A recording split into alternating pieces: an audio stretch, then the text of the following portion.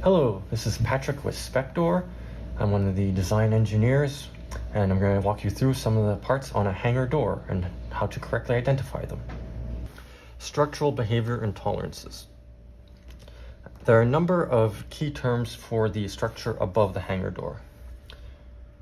One is the door deflection, another one is the camber, and also the support tolerance. These are all very important and do slightly different things. The door deflection is how much live load movement that the door can accommodate. This will be expressed as a number both up and down. And this is for when the building moves under wind load and snow load, that the door can still function. Camber is a design pre-curvature of the truss above the door, such that when all the dead load and cladding is applied to that structure, it comes out flat.